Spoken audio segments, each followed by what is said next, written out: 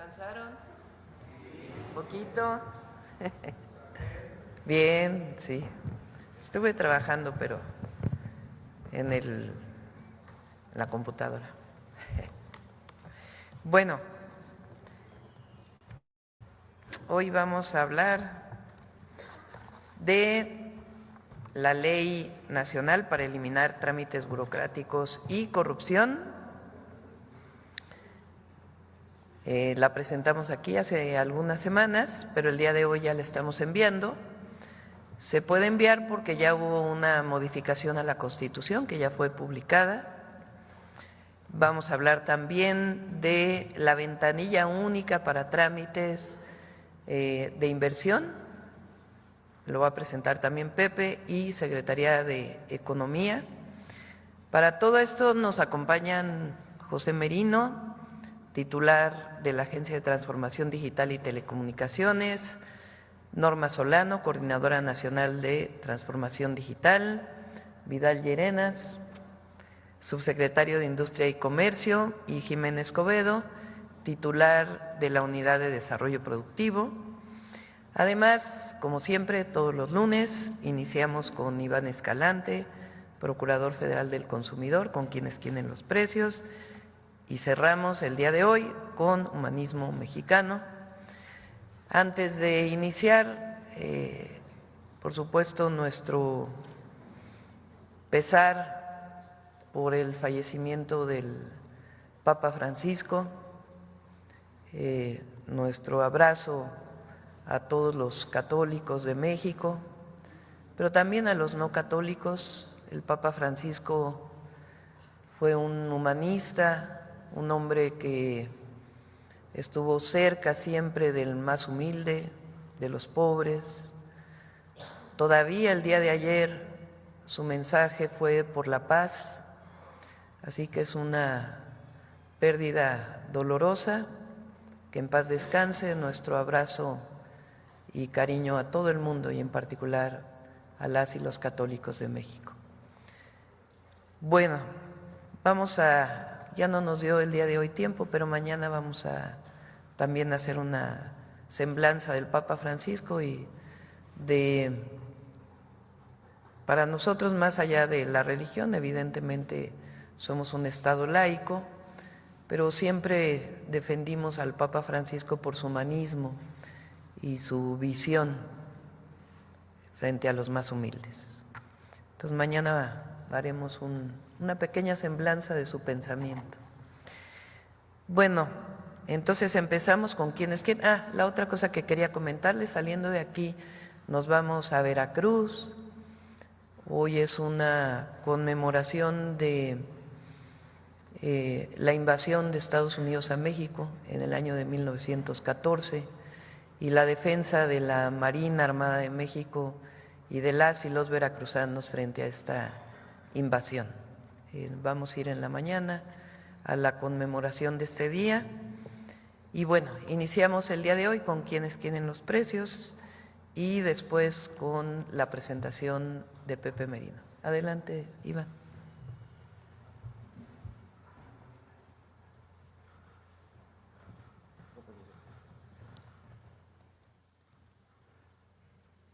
Muy buenos días a todas y a todos. Con su permiso, Presidenta, quienes tienen los precios. Iniciamos, como desde hace algunas semanas, con el seguimiento a la Estrategia Nacional para promover la estabilización del precio de la gasolina, destacando varias cosas importantes. Ya tenemos al 15 de abril el 92% de las estaciones de servicio que se sumaron a la estrategia que venden el litro de gasolina regular en menos de 24 pesos. Aquí tenemos al 16 de abril 23.65 el precio promedio nacional, y recordarles que tenemos nuestro mapa virtual en este enlace, donde pueden consultar en tiempo real el precio de la gasolina. Adelante. Vamos a regresar a nuestro esquema de monitoreo. Tenemos estas estaciones por cada una de las regiones con precios justos, destacando esta Pemex en Iztapaluca en 23 pesos con 13 centavos, y de ahí nos vamos igual por cada una de las regiones a menos de 24 pesos, con un margen de ganancia que se calcula como un margen de ganancia justo. Por ello, a todas estas estaciones les vamos a poner una palomita. Seguimos. Identificamos los precios caros. Esta Valero de Puerto Vallarta, Jalisco, 25 pesos con 49 centavos, es prácticamente la más cara dentro de todo nuestro monitoreo. Pero miren, quisiéramos destacar esta Shell de Corregidora Querétaro, que tiene un indicador de ganancia de 5 pesos con 9 centavos por cada litro, lo cual nosotros consideramos que es un indicador de ganancia excesivo. Por lo tanto, a estas estaciones les vamos a poner un tache.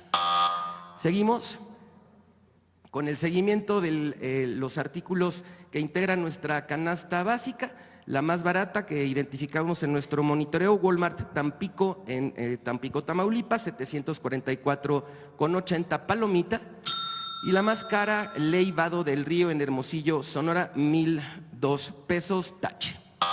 Recordar que es una canasta de 24 productos y la meta es que no cueste más de 910 pesos. Adelante.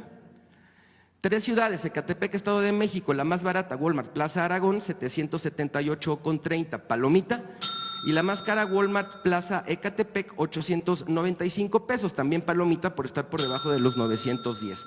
Tuxtla Gutiérrez, Chiapas, la más barata, Soriana Hipersol, 785,50 palomita. Y la más cara, Bodega Aurrerá, 942,60 tache. Campeche, Soriana Express, 808,30 palomita. Y Walmart 861 también palomita, está debajo de los 910. Seguimos. Esta es información importante, miren. La primera semana de noviembre es cuando la presidenta Sheinbaum encabezó la renovación de nuestro paquete contra la inflación y la carestía, y presentamos 3 productos muy importantes de la canasta básica que han presentado importante disminución de precios desde esa semana. Entonces tenemos, por ejemplo, que la zanahoria de la primera semana de noviembre de 2024, que es cuando se renueva el PASIC, a la segunda semana de abril, ha tenido una disminución en su precio promedio por kilo del 40,7%. El caso de huevo es similar, con una disminución del 2,1%, y en el caso de la cebolla del 39,1%. Estas son muy buenas noticias para las familias mexicanas porque pueden comprar más baratos estos productos. Adelante. Estamos en el monitoreo de tortilla, tenemos el precio promedio en 23 pesos con 69 centavos por kilo. Tortilla de tortillería, tenemos estas tortillerías de Tuxtla Gutiérrez, Zacatecas y Querétaro entre 18 y 19 pesos, les vamos a poner una palomita. Y tenemos estas de Hermosillo, Monterrey y Campeche, que rondan entre los 29 y los 32 pesos, vamos a ponerles un tache. Seguimos. La revista del consumidor de abril, para las niñas y los niños, para los pequeños del hogar, tiene 2 artículos muy interesantes. Uno, ¿qué es el poder, qué es el ahorro y por qué es importante? Orientado a niñas y niños. Y les damos un ejemplo de un plan de ahorro para alcanzar una meta. Y tenemos otro artículo que realizamos en coordinación con Conducef, en donde comparamos 12 cuentas infantiles que manejan algunos bancos e instituciones de crédito, para que entre familia puedan revisar y, de ser su decisión, hacer una cuenta para las niñas y los niños. Entonces los recomendamos, ahí está el enlace de la página. ¿Seguimos? Y terminamos con nuestros consejos Profeco de la semana. 1, el 92% de las marcas está vendiendo la gasolina regular en menos de 24 pesos el litro. Ubícalas en nuestro mapa virtual para que cargues ahí. 2, revisa nuestro quién es quién en los precios para comparar y ahorrar hasta 257 pesos en tu canasta básica. Y 3, para las pequeñas y los pequeños del hogar, en nuestra revista del consumidor te damos recomendaciones para aprender a ahorrar de forma divertida y lograr tus metas. Ahí están nuestras redes sociales, la página de internet y el número del consumidor. Muchas gracias, presidenta. Muy buenos días. Gracias, Iván. Pepe.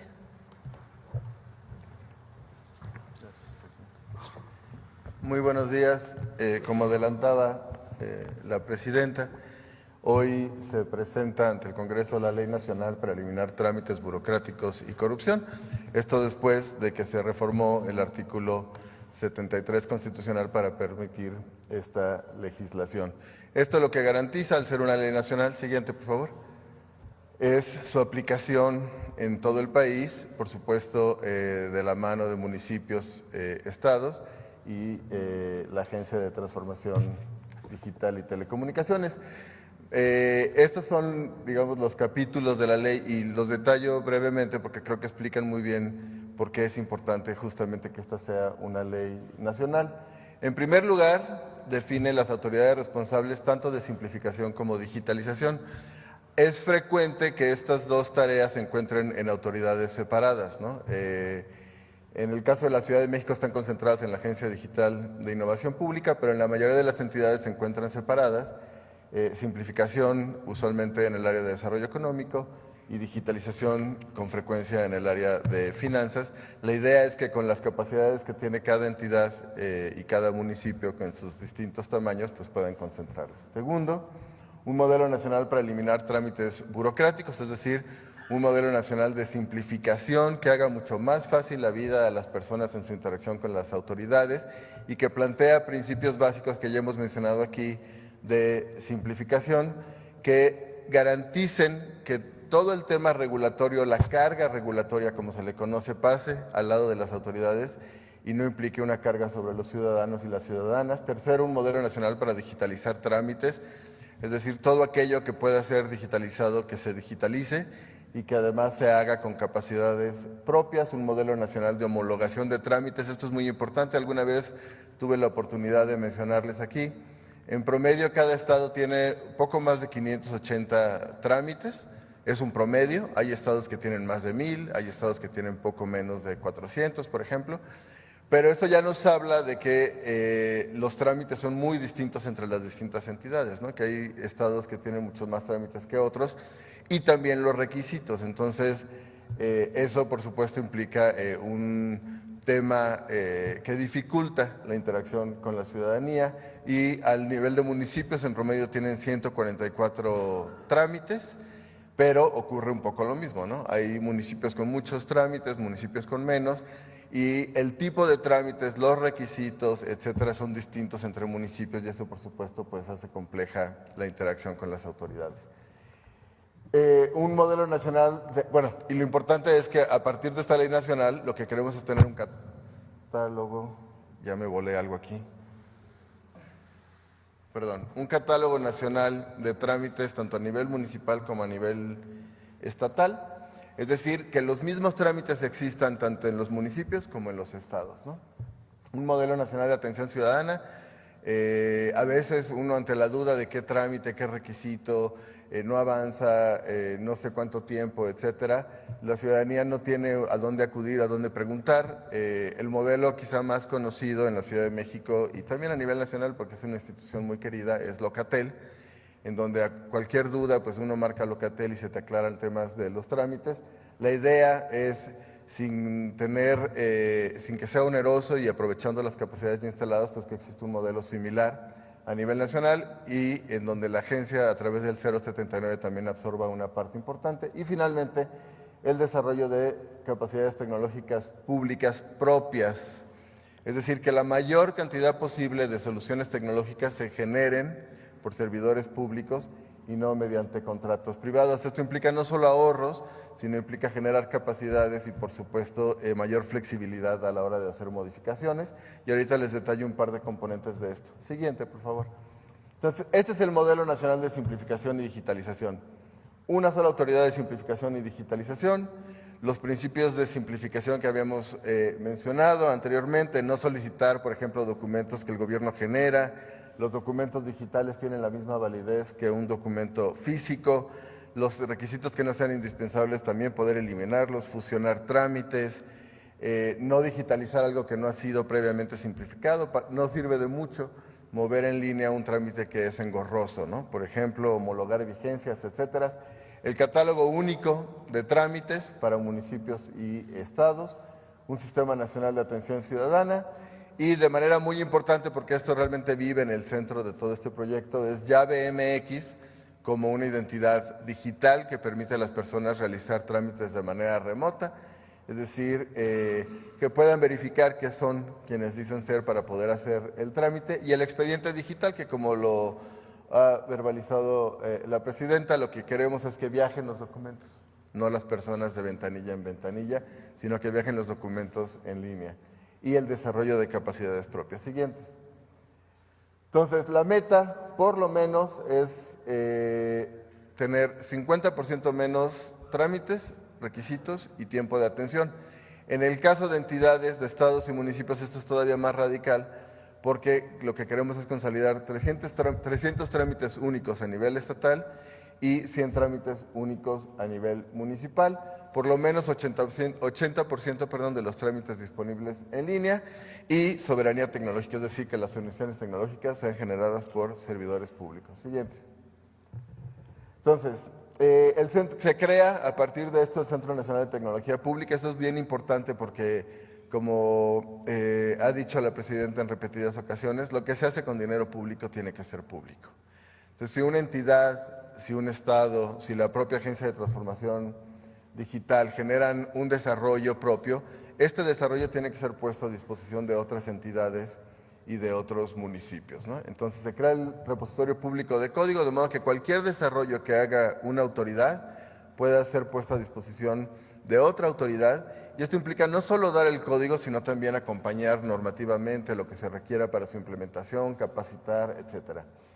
Está la Escuela de Tecnología para Servidores Públicos, empezamos la cuarta generación, van 1,300 servidores públicos de 20 entidades y más de 50 autoridades, de los cuales casi 400 ya terminaron el curso y casi 200 están a punto de certificarse. Esto lo que garantiza es que gobiernos que a lo mejor no tienen la capacidad presupuestal de tener un área dedicada de tecnología, tengan servidores que estén capacitados para poderle dar mantenimiento a los sistemas que se van a implementar en 3 áreas: programación, telemática y nube pública, que tiene que ver con centros de datos. Y finalmente el acompañamiento técnico y normativo de la agencia. Entonces, bueno, es una ley que garantiza, que facilita una transformación digital radical en todo el país, en las 32 entidades, en todos los municipios, y que nos permite como Agencia de Transformación Digital pues acelerar este proceso y poder acompañar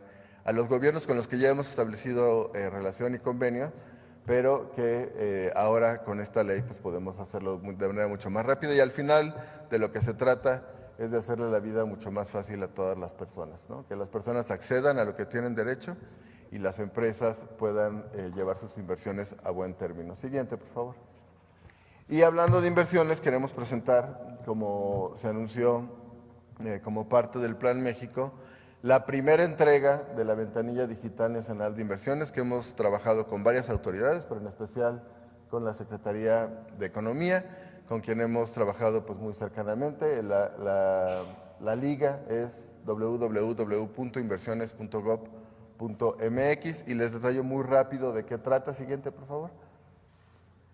Es una inversión o abrir un negocio del tamaño que sea, tiene usualmente 3 etapas. Algunos negocios se pueden saltar alguna, dado que no requieren, por ejemplo, construcción, ¿no?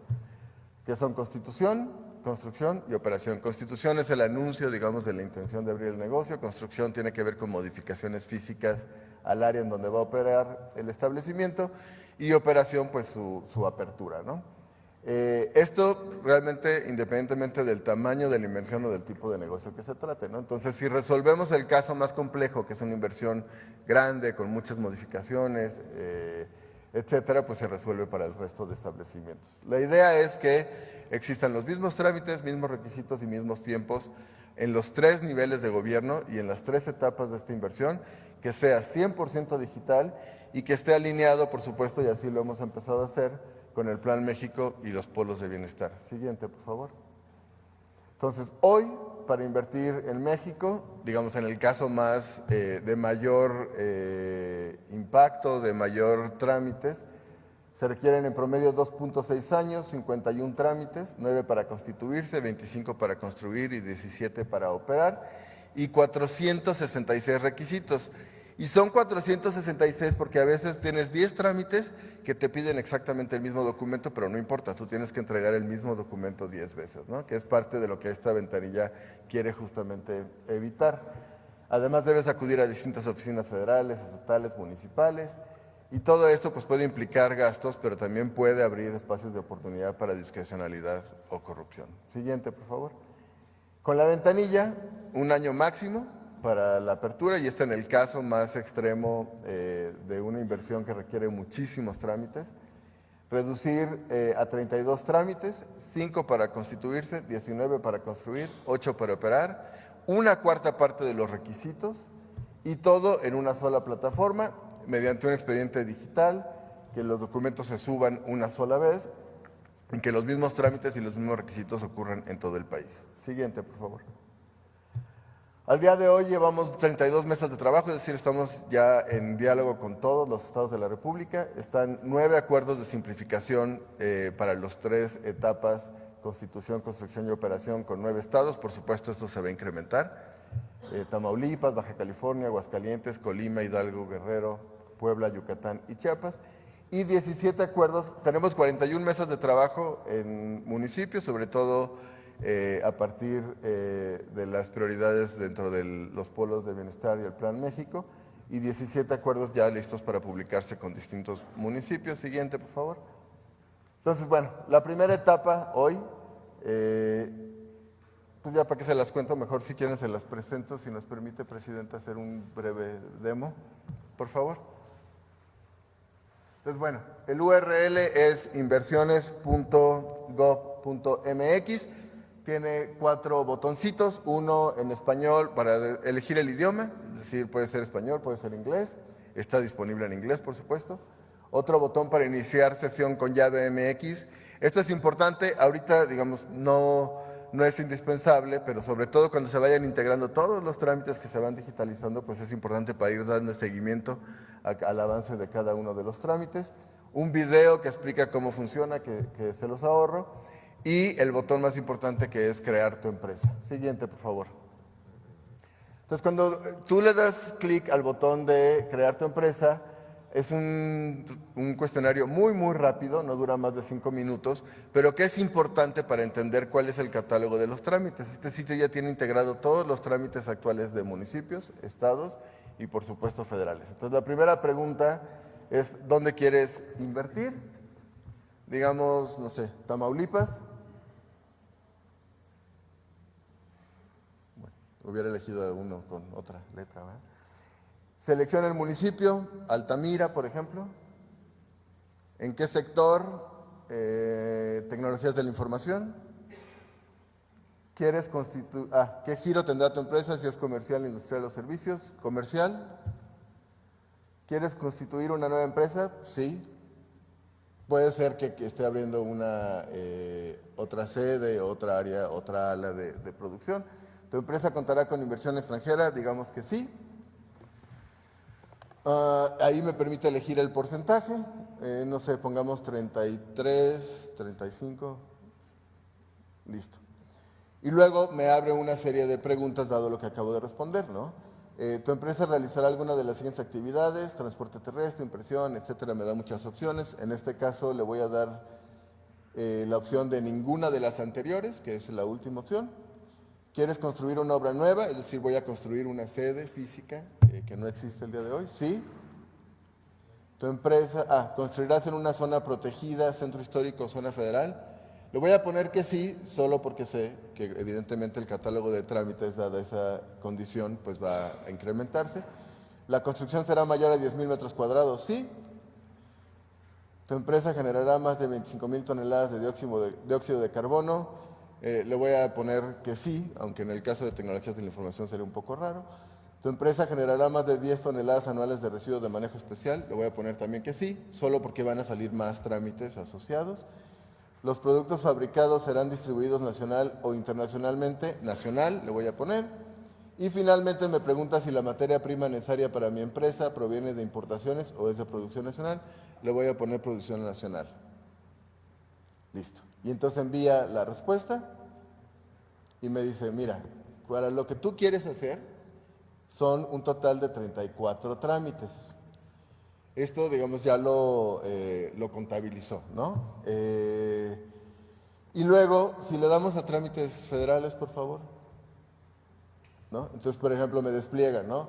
En el caso de trámite federal, pues es autorización de razón social, que es un trámite que de hecho ya estamos digitalizando con la Secretaría, constitución legal, etcétera. Entonces, para cada trámite me está dando una opción en dónde hacerlo, ver requisitos, etcétera. Sube, por favor. Ahí hay un disquito, bueno, que es una cosa muy noventera que muchos seguramente no conocen, pero antes así se guardaba información, ¿no? Entonces, en el disquito lo que me permite es guardar un PDF, en caso de que yo quiera, no vaya a ser la de malas, entonces yo quiero guardar el PDF. Si podemos mostrar cómo se ve el PDF, por favor. Entonces, bueno, ese es el PDF y avancemos rápido, ¿no? Entonces me guarda toda la información, no sé, bueno, no sé por qué se mueve así, no importa. Entonces, bueno, un PDF en donde se guarda toda la información de los 34 trámites, me dicen dónde, etcétera. O bien, si nos regresamos, por favor, es un PDF muy largo, nos regresamos, por favor. Ahí está. Me permite también compartírmelo a mí mismo, ¿no? Que es el signo de las redes, entonces me lo puedo mandar por WhatsApp, por Telegram, por correo electrónico, etcétera, y así darle seguimiento. O bien puedo ingresar con mi llave y la siguiente vez que ingrese, pues ahí va a tener guardado la búsqueda y los requisitos, ¿no? Ahora, esta es solo la primera entrega, es una entrega, digamos que en la que nos concentramos en simplificar algunos trámites con estados, municipios, simplificar trámites federales y concentrar en una sola página de consulta todos los trámites dadas las necesidades específicas de cada inversión. Si regresamos a la presentación y ya muy rápido, les quiero contar muy rápido cuáles son las siguientes entregas. El 15 de junio vamos a tener listos todos los trámites para constituir una empresa en línea, federales, estatales, municipales. Siguiente. El 25 de agosto todos los trámites, que son realmente la parte mucho más pesada de construcción de operación en todos los estados y todos los municipios.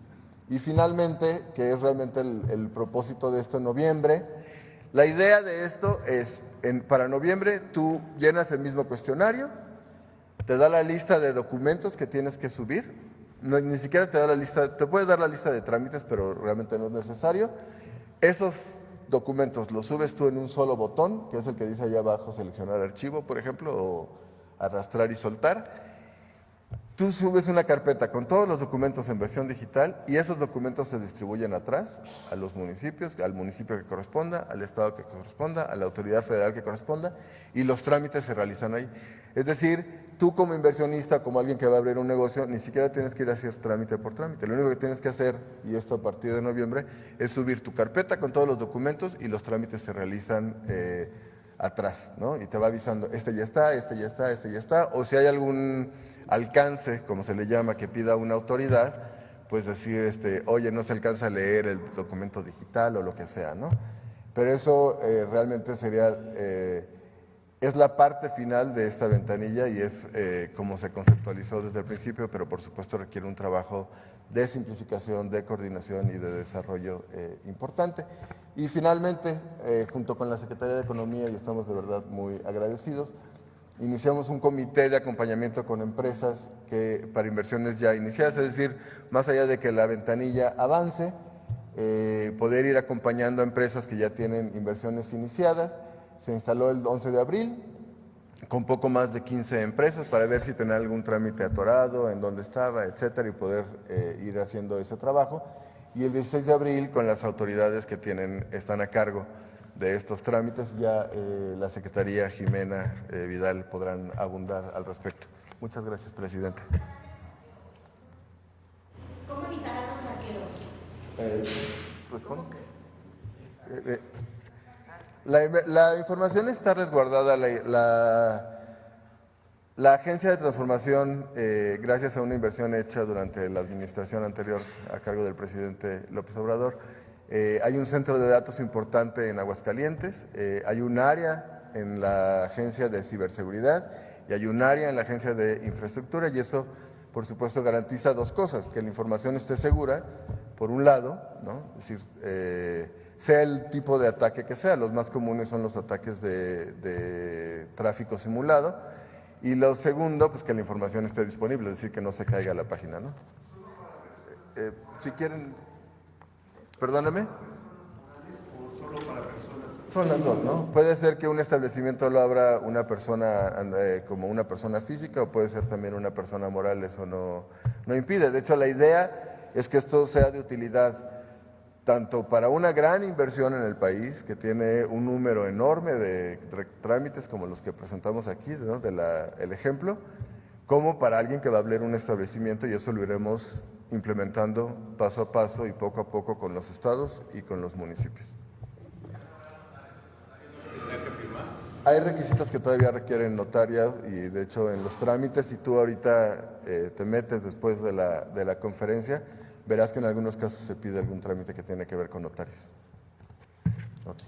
Gracias. Gracias, presidente.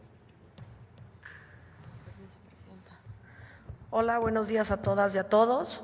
En el caso de esta primera etapa de la ventanilla, lo que se ha trabajado con la agencia en los últimos meses van a ser los primeros 4 trámites de la Secretaría de Economía, los que se van a simplificar a través del acuerdo de simplificación que se llevó a cabo hace 15 días. Estos 4 primeros trámites que vamos a tener están dirigidos en nuestra Dirección General de Inversión Extranjera, se los voy a mencionar. Es la autorización de la Comisión Nacional de Inversiones Extranjeras, la autorización de inversión neutra, el establecimiento de personas morales extranjeras en la República Mexicana, y es también la inscripción ante el Registro Nacional de Inversiones Extranjeras, que muchos mejor lo conocen como el RNIE. ¿Cuáles van a ser el objetivo o qué vamos a lograr con esta primera etapa de simplificación de estos trámites? Vamos a hacer una fusión de trámites, lo que nos va a permitir que la autorización de la Comisión Nacional pueda superar el 49% de inversión extranjera, y la autorización de inversión neutra será en un mismo formato. También vamos a reducir los plazos de resolución. Actualmente, para darnos una idea, los trámites pueden tomar entre 105 y 120 días hábiles para formalizar su proyecto de inversión, y con este acuerdo y estos primeros trámites estaríamos reduciéndolo a 45 días hábiles. Lo que tiene que ver con la inscripción automática en nuestro registro, la autorización de establecimiento de personas morales e inscripción al registro se van a dar de manera automática a quienes obtengan la autorización de inversión. Vamos a reducir también los requisitos para la inscripción en el RNIE. Se requiere ya solo una vez la acreditación, por lo que los interesados ya no tienen que volverse a acreditar una vez más.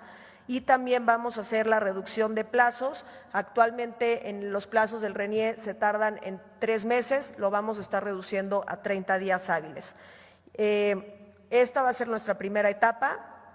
También, como ya lo mencionó ahorita Pepe, y por instrucciones de la presidenta, venimos avanzando en hacer un trabajo común y coordinado entre el portafolio de inversiones y la ventanilla única, que más adelante daremos a conocer el portafolio, pero ya se están trabajando, ya se iniciaron los trabajos con las primeras 16 empresas hace 15 días para ver cuáles son los retos de las distintas inversiones.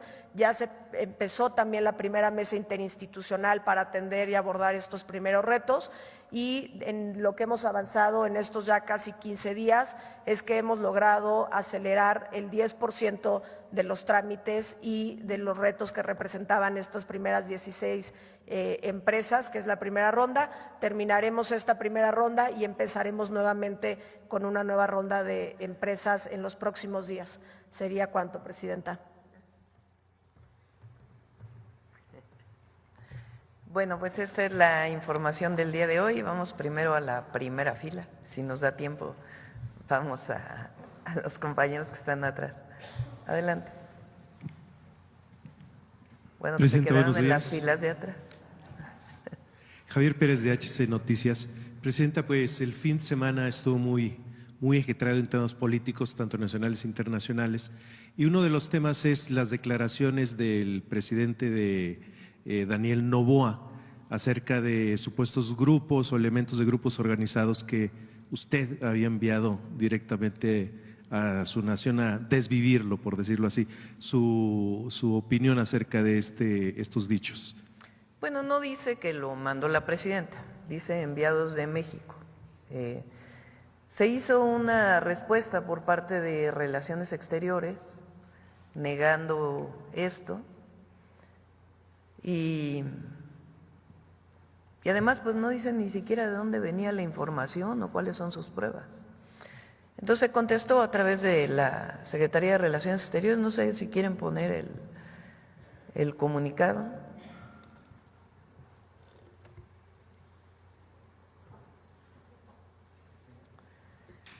Dice, en horas recientes, Secretaría de Relaciones Exteriores, en horas recientes ha circulado información en algunos medios de comunicación de Ecuador citando un mensaje militar de ese país del pasado 17 de abril, a ver si lo hacen más grande, por favor. Eso.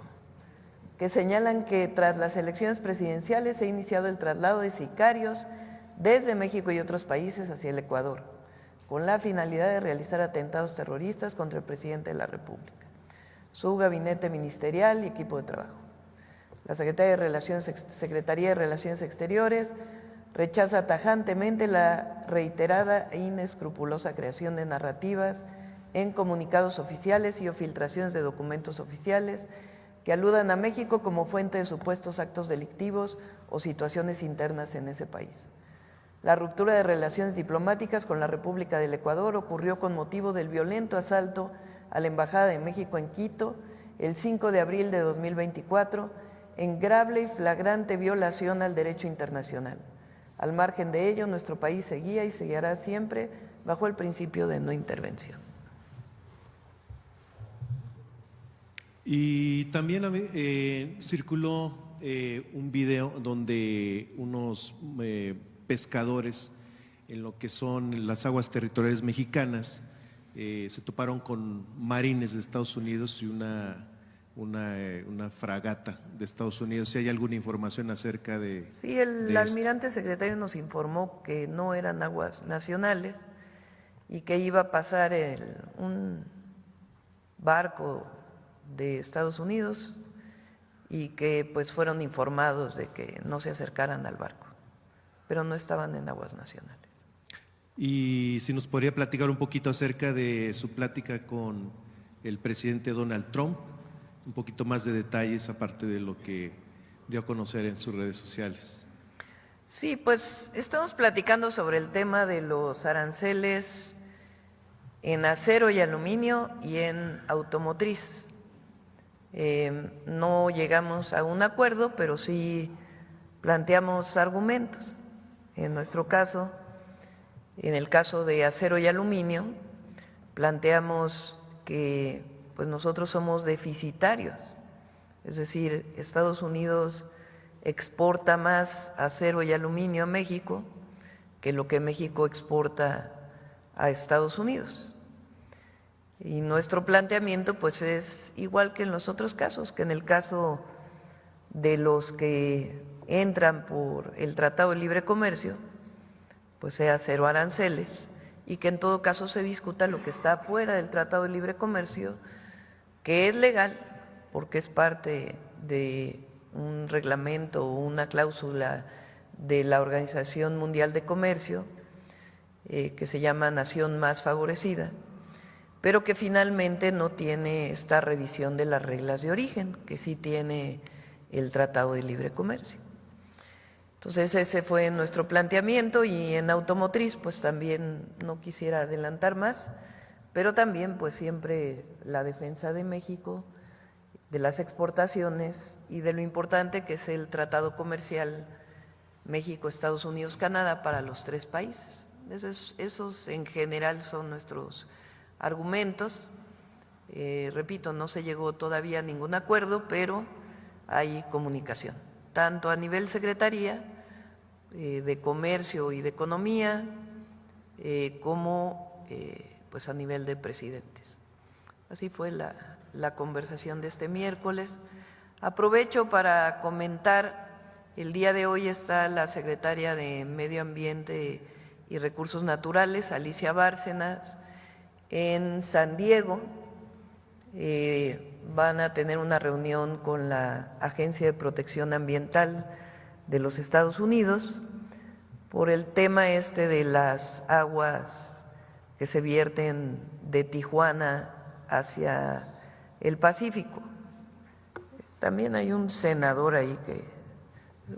Recuerden que en Estados Unidos hay campañas casi ya para las gubernaturas y que a veces, cosa que no aceptamos, usan a México como parte de esas campañas. Hay un senador en particular que envió una carta sobre las aguas que se vierten de Tijuana al Pacífico. Va Alicia por esta situación y aclaramos nuevamente, como lo hicimos el miércoles, que México está a días de que funcione al 100% la planta de tratamiento que está en Tijuana, que disminuye la contaminación hacia el Pacífico. Falta una parte que tiene que hacer Estados Unidos. Este fue un acuerdo que firmó el presidente López Obrador con su homólogo, el presidente Biden, y por los gobiernos estatales.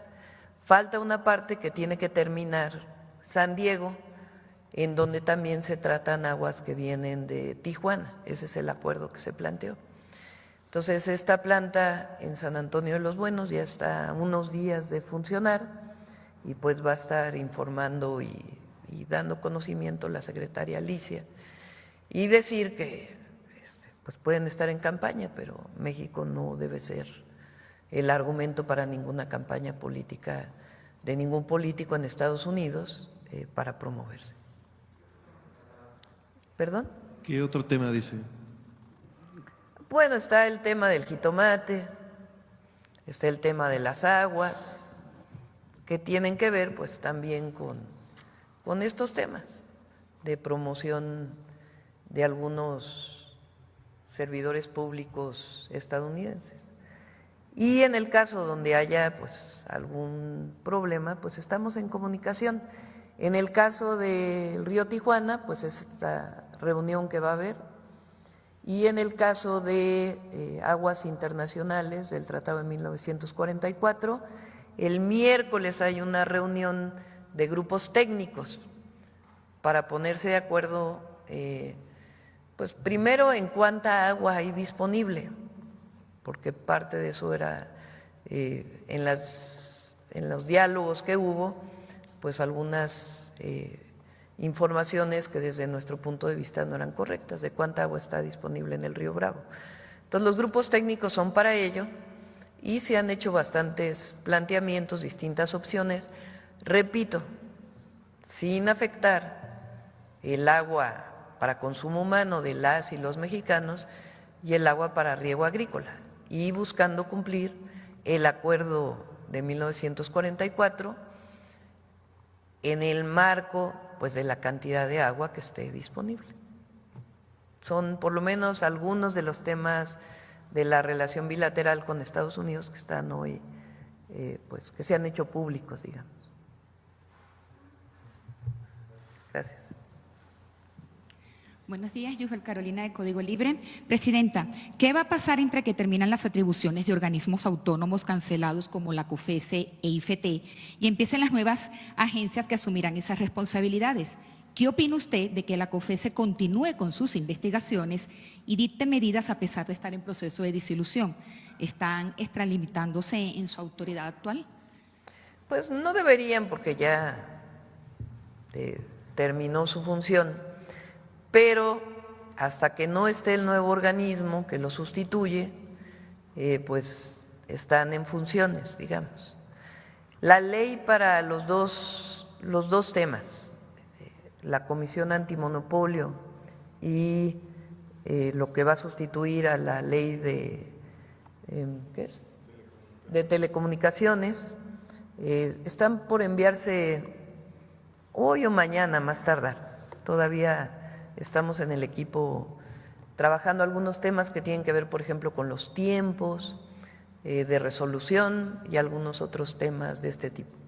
Pero ya están listas las leyes prácticamente, serán enviadas a más tardar mañana al Congreso. Hoy se envía esta ley que presentó Pepe y mañana se envían estas dos leyes buscando que sean aprobadas en este periodo que termina en abril, que pasen por Cámara de Diputados y Senadores en abril, para que ya pueda pues disolverse la COFESE y ya entre en funciones el nuevo organismo, que también plantea que algunos de sus consejeros deben ser electos por el Senado. Entonces también los estaríamos enviando. Presidenta, se ha podido observar los spots que el gobierno de Estados Unidos comenzó a transmitir en televisión abierta, una campaña publicitaria en contra de la migración indocumentada para frenar el ingreso irregular. ¿Esto no viola la ley federal de telecomunicaciones? ¿Cuál es su opinión? ¿Qué piensa hacer el gobierno? No estamos de acuerdo. Fíjense que en 2014, a ver si ponen el artículo que se quitó de la ley de 2014, había un artículo que se elimina en el periodo de Peña Nieto. Ese artículo, a ver si lo tienen ahí.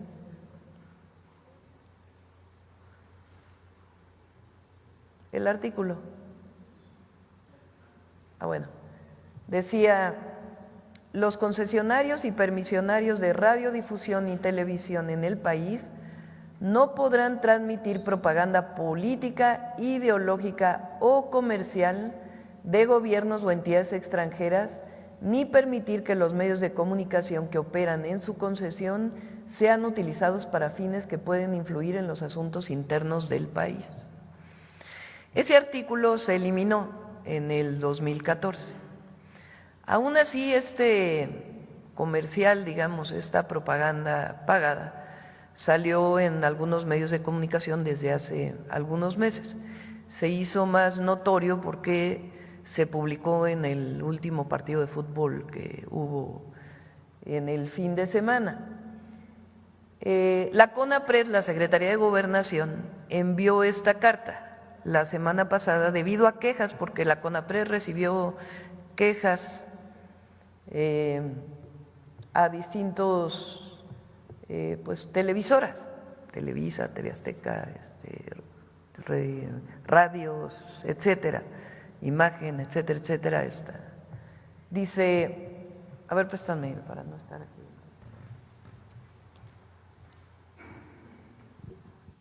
Esta carta dice: la Constitución Política de los Estados Unidos Mexicanos en su artículo 1 señala que en México queda prohibido todo acto o práctica de discriminación, porque este anuncio pues tiene un contenido discriminatorio muy alto. En los artículos 2, 223 y 256 de la Ley Federal de Telecomunicaciones y Radiodifusión se establece que en la prestación de los servicios de telecomunicaciones y radiodifusión está prohibida toda forma de discriminación y que la programación que se difunde en el marco de la libertad de expresión deberá propiciar la difusión de valores artísticos, históricos y culturales, la unidad nacional y el respeto a los derechos humanos. En este contexto, si lo suben tantito, por favor. En este contexto, el Consejo Nacional para Prevenir la Discriminación ha recibido quejas ciudadanas relacionadas con el video difundido por la Secretaría de Seguridad de los Estados Unidos, que ha sido publicado en la televisión, así como en diversos medios de comunicación, y hace referencia a personas migrantes. Del análisis hemos encontrado que el spot contiene un mensaje discriminatorio que atenta contra la dignidad humana y que puede fomentar actos de rechazo o violencia hacia las personas en situación de movilidad. Por tal motivo, le invitamos a que el spot sea retirado con el objeto de cumplir con la construcción de una sociedad sin discriminación, tal como lo establece nuestra Constitución. Construyamos en unidad una sociedad más incluyente y respetuosa, donde la dignidad humana sea el eje central de nuestras acciones y discursos, porque México es diversidad, inclusión y derechos. Y está firmada por el director general de Radio, Televisión y Cinematografía y la presidenta del Consejo Nacional para Prevenir la Discriminación. Ahora, hemos decidido reponer el artículo y ponerlo nuevamente en la ley. Pues es parte de las reformas que vamos a enviar. el día de hoy o mañana serán enviadas al Congreso para que pues ningún gobierno extranjero, ninguna entidad de ningún gobierno extranjero pues pueda pagar, porque el tema es que están pagando, ¿no?, para poder difundir estos anuncios, esta propaganda que pues tiene un mensaje discriminatorio, evaluado por la propia CONAPRED. No, porque no estaba, digamos, prohibido. Entonces, a partir de ahora, pues esperamos que en la comunicación que envió CONAPRED, pues haya una sensibilización a los medios de comunicación y de todas maneras, pues va a ser incluido nuevamente en la ley. No debe ser. No, digamos, si una ciudad de un país del mundo quiere promover su turismo, su cultura, pues es una cosa muy distinta a un anuncio pagado que pues difunde mensajes discriminatorios, ¿no? Y además estaba bien el artículo como estaba planteado. No, ya pedí que investiguemos cómo fue que se quitó ese artículo, bajo qué argumentos, pero creemos que nuestra soberanía y el respeto a México pues merece volver a poner este artículo en la ley. Presidenta, volviendo al tema, ¿nos puede relatar un poco cómo fue el encuentro cuando usted estuvo con el Papa? ¿Qué temas hablaron? ¿Y si hizo alguna solicitud el Papa o usted a él? Sí, pues fue un encuentro muy emotivo. Fui invitada por los hermanos Suleimán. Ellos tenían una cercanía muy grande con el Papa Francisco, derivado de ellos mismos, pero particularmente de la relación que tuvo su padre con el Papa Francisco desde que era obispo en Argentina. Se conocían desde antes y de ahí pues estaba esta relación de amistad. Entonces tuve el privilegio de que me recibiera junto con ellos y una persona muy cercana al Papa Francisco, argentino, en su departamento, ubicado ahí en el Vaticano. Un departamento muy modesto, muy sencillo, que muestra pues lo que él siempre promulgó, que fue la austeridad en todos sentidos y particularmente en la Iglesia Católica. Le platiqué que iba a ser candidata no, él me dijo primero, porque había ido, ahora sí les voy a platicar con detalle. Había ido la candidata del PRIAN, Xóchitl Gálvez, un día antes. A ella no la recibió en su casa, por cierto. En la parte de abajo fue recibida. Y me dijo, vino hace unos días una mujer, una buena mujer, dijo, que va a competir por la presidencia de México. Y me dijo que había otra mujer que también iba a competir por la presidencia de México. Le dije, pues soy yo, su servidor, Francisco, su santidad. Y hablamos yo le dije la frase que siempre uso en las asambleas, que la he dicho muchas veces, de él, que me parece que en muy pocas palabras muestra su humanismo y además lo que debemos ser todas las personas, todos los seres humanos, que es que nadie debe mirar, que la única forma lícita de mirar a alguien de arriba a abajo es cuando uno le da la mano para levantarse. Esa ese pensamiento lo he dicho incluso en mi campaña, lo dije muchas veces, porque es muy hermoso, es decir, los seres humanos somos iguales, las personas somos iguales y siempre debemos vernos a los ojos, de frente. Nadie debe ver nunca discriminatoriamente de arriba a abajo a otra persona, como si alguien fuera más que otra. Y la única manera que debe hacerlo es cuando uno le da la mano para levantarse. Entonces la comenté, él me mostró un cuadro que justamente era esa frase representada en un cuadro que tenía él. Y de ahí pues me platicó algo de su vida, de momentos de su vida, un hombre además con muy buen sentido del humor. Nos hizo un chiste sobre argentinos, que no voy a repetir o que no vayan a decir que es él siendo argentino, hablando de su sentido del humor. Y estuve casi una hora ahí. Entonces, la verdad, un privilegio, un hombre muy sabio, que en muy pocas palabras decía pensamientos muy profundos. Entonces, realmente pues fue un momento muy especial. Y le agradezco a él y por supuesto pues a los hermanos Sulaimán que me permitieron llegar hasta él. Gracias.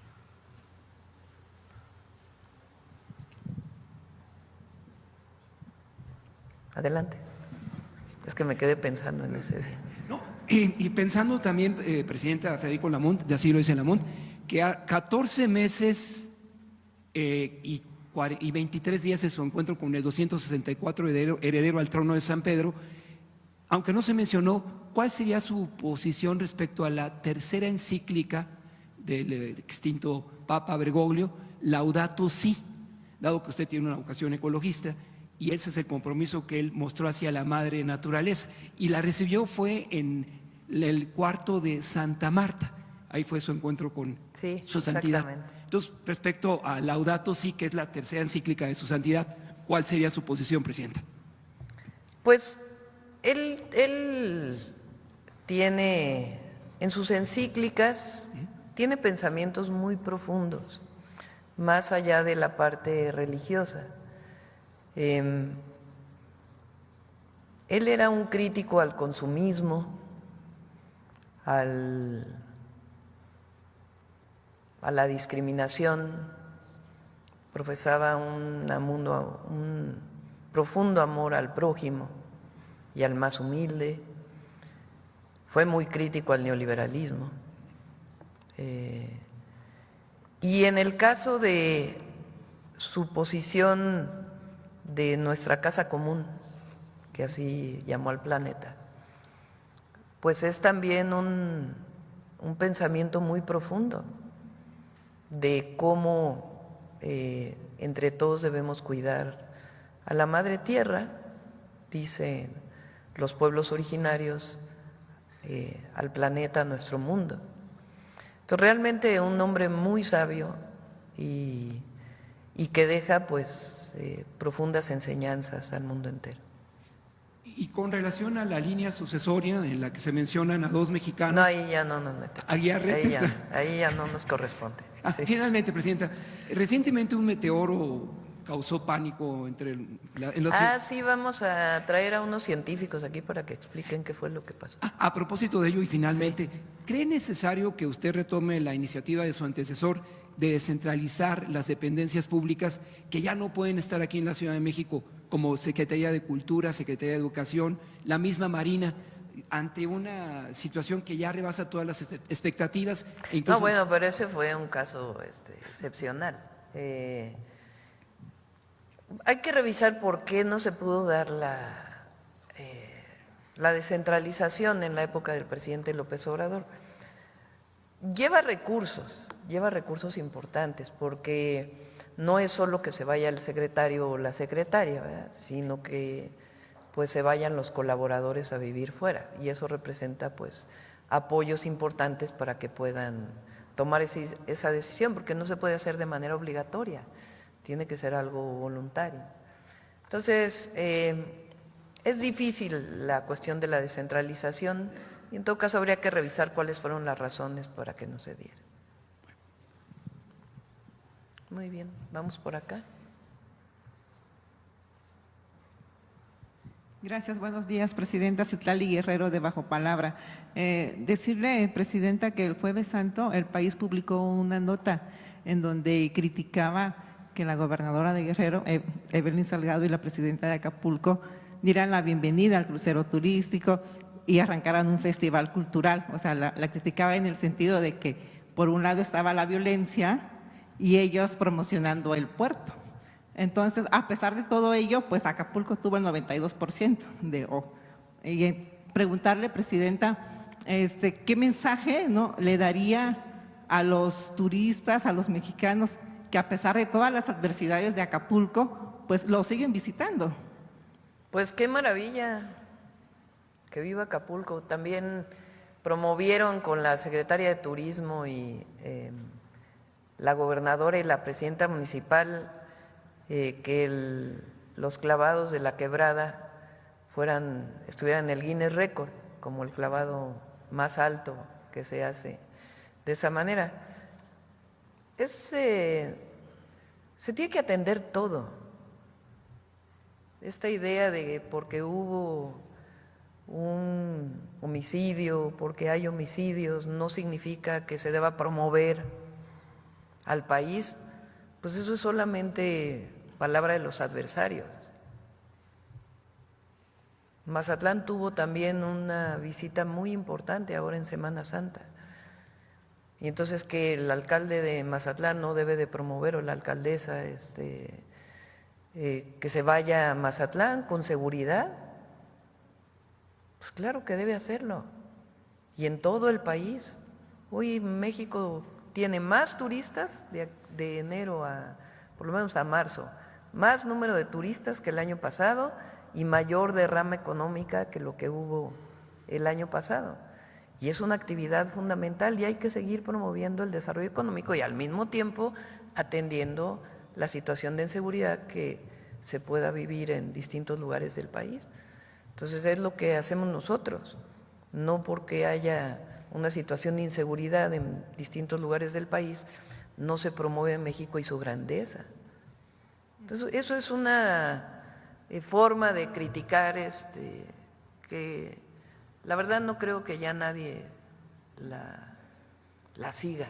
Es ya muy vieja, muy usada y que además no tiene, pues, nadie la sigue, o muy pocos. Los mismos de siempre, los adversarios. Entonces, qué bueno que la gobernadora y la presidenta municipal promuevan la llegada de los cruceros nuevamente a Acapulco. Qué bueno que hay ese nivel de ocupación. Tuve reunión la semana pasada para ver cómo va Acapulco se transforma contigo. Va bastante bien, ya lo vamos a presentar aquí. Recuerden que tiene un programa muy importante de infraestructura.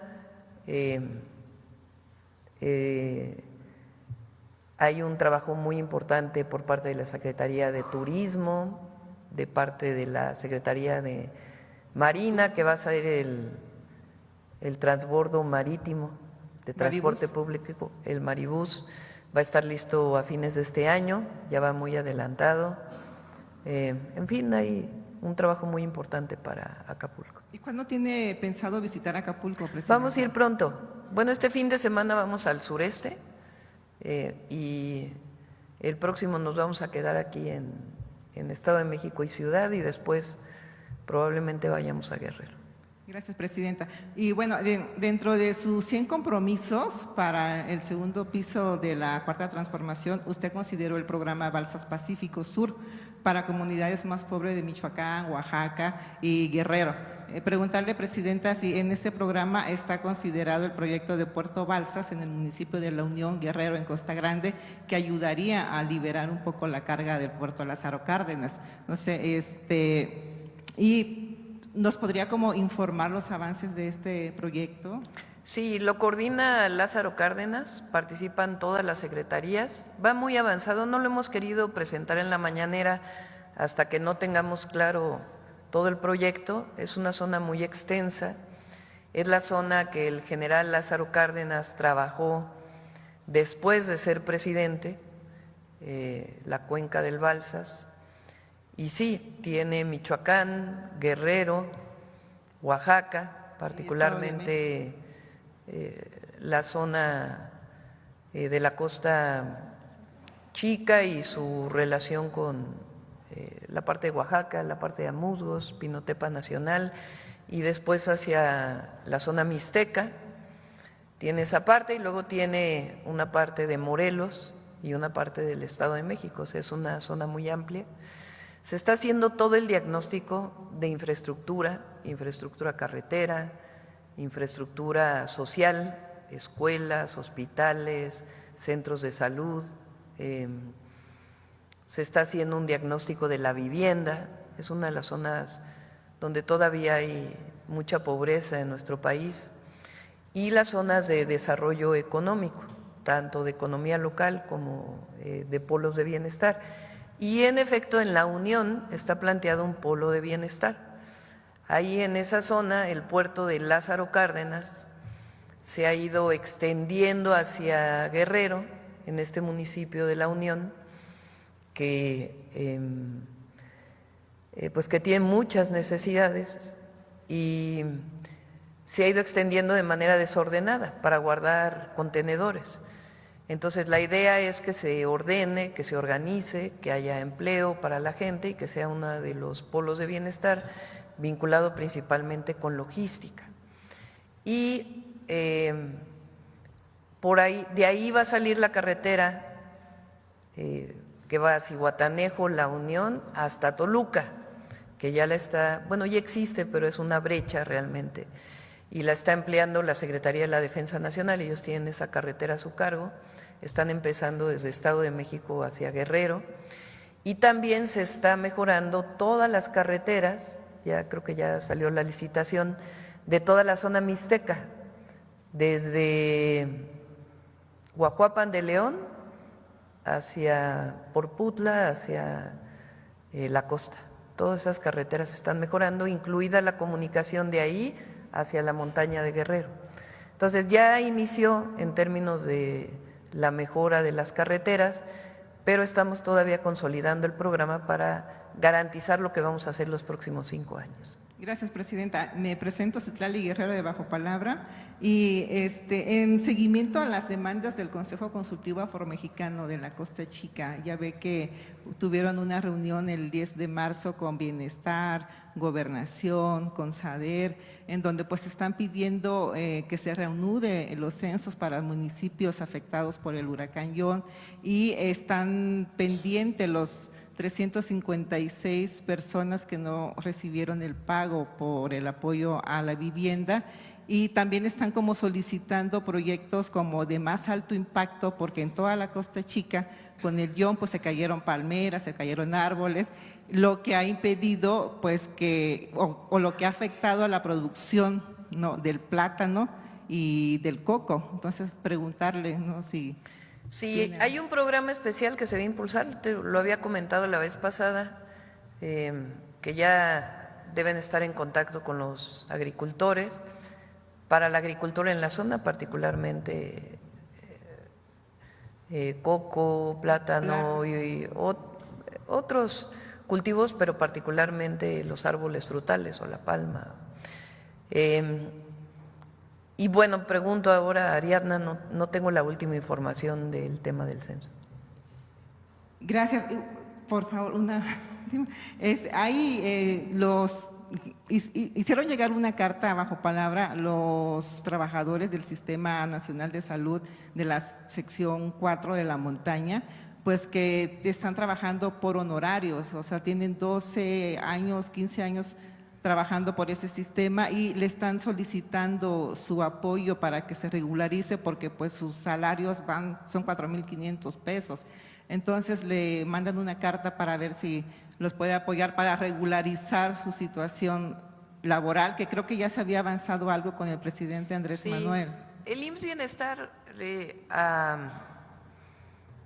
hasta el cierre de abril había muchos trabajadores de la salud en los estados, o hay todavía muchos trabajadores de salud en los estados que ya se han sumado al IMSS Bienestar. Esto pues particularmente va para todas las trabajadoras y trabajadores de la salud. En el periodo del presidente López Obrador se hizo una primera traspaso, movilidad de los trabajadores al IMSS Bienestar, es decir, de que les pague el Estado a federalizarlos. Al federalizarlos, se hicieron las bases, es decir, se les dio basificación y se aumentó de manera muy importante sus salarios. Lo he platicado aquí en la Ciudad de México, por ejemplo, cuando lo hicimos nosotros, había trabajadores que pasaron de 12,000 pesos a ganar 36,000 pesos, que eran de honorarios, que no había recurso en la ciudad y se asumió por parte de la Federación. Hay otros trabajadores que se quedan en los estados, sobre todo los que tienen que ver con las labores de salud pública, que esa parte no se traspasó al IMSS Bienestar, pero hay otros que todavía se están revisando. Hasta ahora lo que se quiso fue consolidar lo que había para poder tener una única nómina federal que tiene sus características, pero para poder tener una sola nómina, eso hasta abril, y después ya se va a empezar a evaluar la posibilidad de que otros trabajadores ingresen al IMSS Bienestar.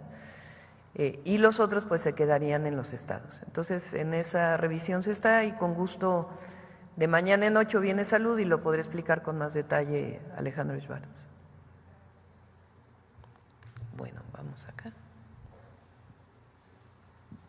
¿Qué tal, Presidenta? Muy buenos días, Juan Fierro de tiempo.com.mx y Puente Libre MX en Ciudad Juárez.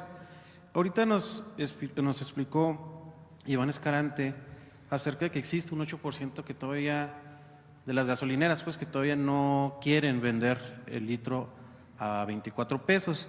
Aquí mi pregunta es si ya contemplan sanciones, si buscarían continuar el diálogo o si ya es el momento de poner alguna sanción a estas gasolineras. Es que es voluntario, no lo hicimos obligatorio, porque el precio de la gasolina pues no está sujeto a un control de precios, así está establecido actualmente.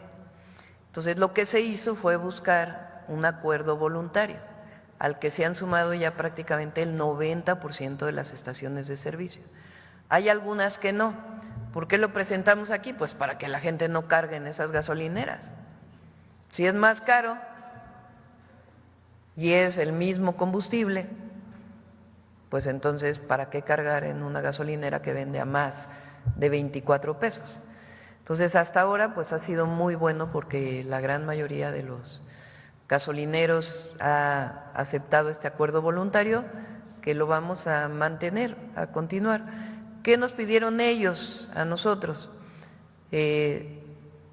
Sobre todo que disminuyera el número de trámites que tiene que hacer un gasolinero, ya no solo para abrir, sino para mantenerse.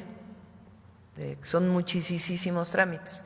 Y en eso están trabajando con la Agencia de Transformación Digital, con la Secretaría de Energía, para disminuir esos trámites que a ellos pues les cuestan, no tanto por pagar el derecho, sino por la cantidad de personas que tienen que contratar para poder hacer sus trámites. Entonces es lo único que se planteó, les vamos a ayudar a disminuir los trámites, obviamente sin poner en riesgo a la gente, porque las gasolineras pues tienen que tener su seguridad y el impacto ambiental que deben de tener, pero que se mantenga el precio de la gasolina en 24. Entonces es voluntario. Para aquellos que no, pues que no se cargue en las gasolineras que tienen precios mayores de 24 pesos. ¿Este acuerdo voluntario, Presidenta, podría extenderse a las fronteras o buscar algún acuerdo similar? Bueno, en la frontera es todavía más barato. En la frontera la gasolina está en algunos casos a 18 pesos, 19 pesos, precisamente para no tener tanta diferencia con la gasolina en Estados Unidos. Entonces, en la frontera es más barato. Si alguien lo vende más caro, pues que tampoco cargue ahí. Presidenta, en otro tema, ya envió su carta a Morena y si agregó algún otro tema que nos platicó. Se las leo el miércoles si quieren. Ya la terminé el fin de semana. Y sí, voy a enviarle el miércoles, yo creo. Y la presento aquí, pues para que todos la conozcan. Gracias, Presidenta. Por último, sabemos que no puede hablar o dar un pronunciamiento a favor de algún candidato del actual proceso del Poder Judicial. Pero ¿cómo ha visto pues usted las campañas hasta este momento? ¿Cuál sería un llamado a la ciudadanía, más allá de salir a votar, como un consejo finalmente de ver y observar este proceso? Y si ha recibido por parte del Gabinete de Seguridad alguna solicitud de protección a algún candidato. Se le pide al INE y el INE se lo pide a la Guardia Nacional o a la Secretaría de Seguridad. Salió en los medios, pero no tengo la información de exactamente cuántas personas han solicitado. Mañana se las podemos dar, mañana viene seguridad además. Y bueno, la gente es muy inteligente, está muy consciente. Nosotros nos corresponde, para que no se vaya a olvidar, que el 1 de junio hay que salir a votar para elegir al Poder Judicial, pero pues que la gente tome una decisión informada. Se ve ahí en las redes sociales cómo están haciendo campaña los candidatos y candidatas a los distintos puestos de elección, y que se elija bien, pues gente honesta, que tenga pues una historia de honestidad. Gracias, Presidente. Gracias, Presidenta. Celsin Juárez, de noticiasdefrente.com. Presidenta, continuando con el tema del Papa, si tiene planeado ir a los funerales o piensa enviar a alguien más, a pesar de que el Papa, bueno, dijo que no quería pues funerales. Está ahí nuestro embajador y pues vamos a ver si alguien asiste. Si alguien asiste, pero siempre nuestro cariño, nuestro pésame, siempre. Presidenta, sobre Trump, el peso mexicano se apreció ante el dólar a pesar de las críticas del presidente de los Estados Unidos a la Reserva Federal. Reporta una apreciación de 1.14 frente al dólar con un tipo de cambio, cotizando en 19.69 pesos. ¿A qué debe esta apreciación? ¿A qué cree que se debe esta apreciación? Pues a que la economía de México está fuerte, lo he dicho. La posición del presidente Trump de poner aranceles a todo el mundo, pues evidentemente impacta a la economía del mundo. Pues han caído las bolsas, hoy leía que 17%, no sé si ese sea el dato, vamos a preguntarlo al secretario de Hacienda, pero en promedio ha habido muchas empresas pues que han perdido mucho dinero en la bolsa. Entonces, evidentemente, pues hay un impacto mundial de una visión distinta que hoy hay desde el gobierno de Estados Unidos, de una visión de libre comercio a una visión más proteccionista y de la aplicación de los aranceles. En el caso de México, lo hemos dicho varias veces, no hay aranceles más que los aranceles mundiales que le puso al acero y al aluminio y a la industria automotriz, aunque en el caso de la industria automotriz para Canadá y para México tiene que revisar la Secretaría de Comercio el contenido que viene de Estados Unidos. Hasta ahí vamos. Entonces, pues eso tiene obviamente sus impactos. Sin embargo, ¿por qué la economía mexicana resiste? Pues porque hay un modelo económico distinto. Ya no todo está vinculado, aunque tenemos una integración económica muy importante, a las exportaciones. Recuerden que antes la visión era libre comercio, cero política industrial, cero política económica más allá de la macroeconómica, y esa no la definía el gobierno, sino el Banco de México. Comercio libre a todo el mundo, somos de los países que más tratados de libre comercio tienen, y que solito el mercado iba a generar bienestar. Esa era, en muy pocas palabras, la visión, con una carga enorme en México de corrupción, desde la privatización de las empresas públicas hasta lo que fueron los gobiernos antes del presidente Andrés Manuel López Obrador. Cambió el modelo, que tiene en esencia una frase que lo define: por el bien de todos, primero los pobres. Aumentaron los salarios, que no habían aumentado durante 36 años, el salario mínimo, lo cual generó mayor mercado interno. Se hicieron los programas de bienestar, principalmente los universales, que distribuyen el recurso público al pueblo de México. Y hay inversión pública, que también se había olvidado durante muchos años porque se convirtió en las asociaciones público-privadas y la inversión pública per se era muy baja. Inversión pública y la promoción de la inversión privada, particularmente la inversión extranjera, que creció de manera muy importante en nuestro país en los últimos años. Ese modelo de regar la economía desde abajo, pues ha dado frutos. Y al mismo tiempo la responsabilidad en el manejo macroeconómico y financiero del país. Durante la pandemia, prácticamente todos los países del mundo se endeudaron, menos México. Entonces, esa visión responsable y una visión de promover el mercado interno, pues es lo que le ha dado la fortaleza a nuestro país. Entonces, a todos les ha ido mejor. Y además ha disminuido la pobreza y la desigualdad, y es el modelo que nosotros tenemos, por eso hablamos de la continuidad de la Cuarta Transformación. Entonces, eso le da una solidez y una fortaleza a la economía mexicana muy importante.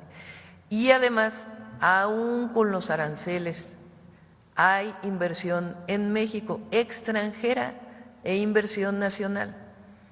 El jueves vamos a presentar una parte del portafolio de inversiones. Hemos presentado varias inversiones y sigue habiendo interés en invertir en nuestro país por esa fortaleza económica que tenemos y sobre todo, pues por el pueblo de México. Gracias, Presidenta. Ahora que menciona que ya tiene la carta para el partido Morena, donde pues va usted a dejar las reglas claras sobre actos… Es mi modesta sugerencia. Morena es autónoma, pero como militante con licencia del partido que me tocó fundar, me parece que es importante pues algunos comentarios. Así es, Presidenta, y es que en recientes días ha habido mucha polémica a través de redes sociales, críticas por parte de simpatizantes y afiliados al partido por los actos de senadoras que están recorriendo sus estados con la supuesta de que están promocionando la elección judicial, pero lo hacen acompañados de funcionarios de Morena, ¿no? En redes sociales hay muchas críticas, incluso de la gente que está simpatizantes del partido, que se quejan de ello, ¿no? Lo ven inmoral, pero también pues totalmente incorrecto. ¿Usted qué opina sobre ¿De esto? qué? ¿Otra vez? ¿Cómo fue? Hay senadoras del partido Morena que están recorriendo sus estados con el supuesto de que están promocionando la elección judicial que ya se acerca, pero lo están haciendo acompañados de funcionarios de Morena. Pues no deberían, lo que está haciendo… Digo, Morena y otros partidos políticos siguen con su trabajo, porque no fue limitado el trabajo, por ejemplo, de afiliación a los partidos políticos por parte del INE en este periodo. Entonces, es un periodo electoral distinto al que estamos acostumbrados.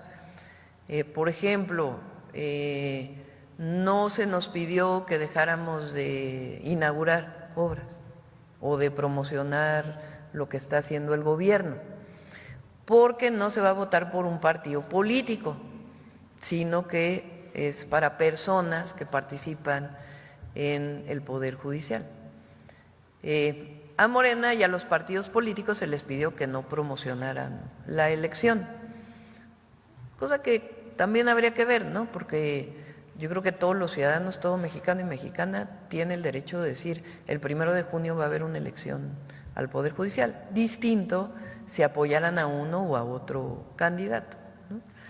Y se le permitió al Poder Legislativo, a senadores y senadoras, que promocionarán también la elección, sin promocionar a uno u a otro candidato. Entonces, bueno, pues hay que decirle a los que son parte de la estructura de Morena que pues no, aunque tengan ganas de promocionar, pues que no lo hagan, porque así lo planteó el INE.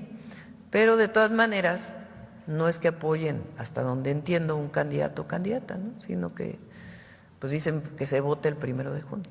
Entonces, pero bueno, hay que evitar por parte de las estructuras de todos los partidos políticos, porque el INE pues puso estas reglas, ¿no?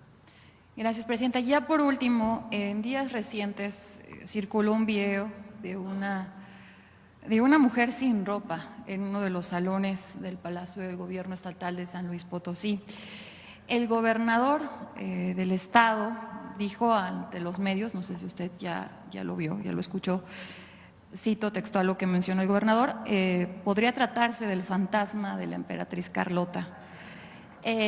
Incluso dio un tour a medios de comunicación dentro de los salones. Mediante pues también las redes sociales, el pueblo potosino pues se indignó. No sé si tenga un comentario al respecto, Presidenta, porque pues además de la indignación, pues se ocupan estos espacios que son del pueblo, del trabajo, recintos históricos, pues para otras prácticas, ¿no? Y estos comentarios del gobernador… ¿Pero cuáles otras prácticas? Pues no lo sé, era una mujer desnuda la que aparecía en el video, entonces obviamente… Hay que tener siempre respeto por el espacio público, ¿no? Particularmente los sitios patrimoniales. Entonces, pues hay que tener cuidado con eso. Hasta ahí lo dejo. Gracias, Presidenta.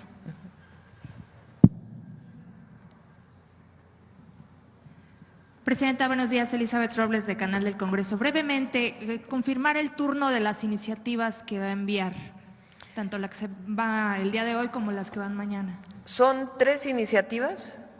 La iniciativa de la Ley Nacional para disminuir trámites burocráticos y corrupción, la ley, ¿cómo le llaman a la ley de? ¿Federal de Telecom? Sí, la Ley Federal de Telecomunicaciones, y la otra es ley de competencia de la Comisión Antimonopolio. Entre hoy y mañana más tardar vamos a enviar y nuestra respetuosa sugerencia al Congreso para ver si se pueden aprobar en este mismo periodo, justamente para que pues COFECE y el IFT pues ya concluyan sus funciones y entren los nuevos organismos en operación, que es parte de la reforma constitucional que se hizo. En este caso de la ley nacional que presentó Pepe es muy importante. Las leyes generales o las leyes nacionales orientan a las leyes estatales, es decir, los estados tienen que hacer los cambios en sus leyes estatales para poder cumplir con lo que dice la ley nacional o una ley general.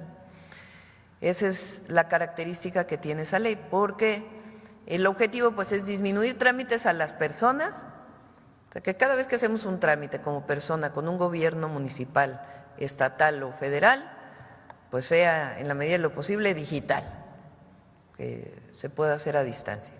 Y que cuando llegamos a una ventanilla, pues no nos digan, ay, te faltó este trámite, y te faltó este papel, y te faltó este otro, y regresa para mañana, y llegas mañana, y te tardan otro tanto.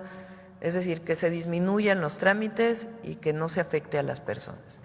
Y en el caso de las inversiones de las empresas, pues también que se facilite la inversión cumpliendo con todo lo que se tiene que cumplir, particularmente impactos ambientales, si hay disponibilidad de agua en el lugar, etcétera, etcétera, todo lo que requieran, pero que todo esté en una sola ventanilla y que una inversión no diga, bueno, tengo que ir al municipio a hacer mis trámites y si pongo mi empresa que está de un lado de un municipio y de otro lado de un municipio, la mitad tiene que cumplir con unos trámites y la otra mitad con otros, porque los municipios tienen trámites distintos. Entonces el objetivo es homologar todos los trámites, disminuirlos y que la mayoría pueda ser digital, es decir, por la computadora o por el teléfono. Ese es el objetivo de esta ley nacional.